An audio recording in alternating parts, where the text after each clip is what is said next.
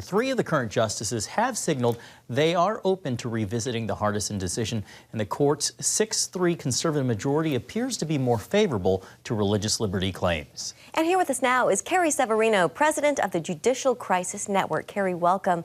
So you write in an op-ed for the National Review that this case gives the Supreme Court an opportunity to erase one of its mistakes. Tell us what you mean by that.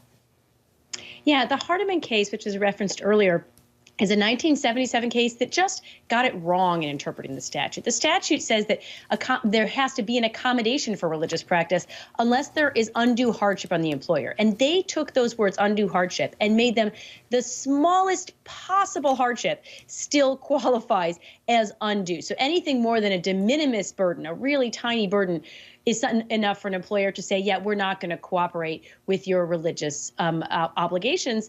And that's going to be more and more of a challenge because, you know, back when this case was decided, in many of those kind of cases, it was people like who were observing a Jewish Sabbath or Jehovah's Witnesses observing a Saturday Sabbath.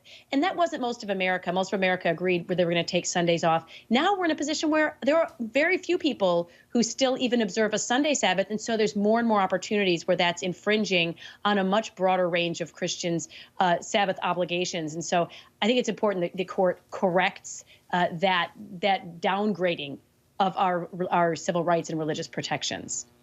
Do you think, Carrie, this case will come down to ultimately how the Postal Service characterizes Groff's refusal to work on Sundays as, quote, undue hardship? I guess, you know, they're looking at it from the perspective that the argument can be made that he was not forced to literally surrender his religious beliefs at the office or the factory door.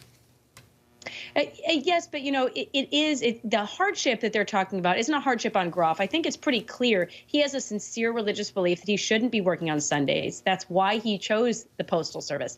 They've changed their position to now have deliveries on Sundays. So the question is it an undue hardship for them? And I don't think anyone argues that it does add something to employers. They're going to have to work around different people's schedules. But we are a nation where not just all employers, but particularly government employers, do have to be respectful of someone's religious beliefs and practice. And that might mean having to work around schedules for someone who observes a Sunday Sabbath, or people who need to wear particular religious garb in the workplace, Muslims who need to pause to pray throughout the day. There's a lot of various practices that our government, in keeping with the First Amendment, needs to recognize, and in keeping with the civil rights laws also is required to recognize.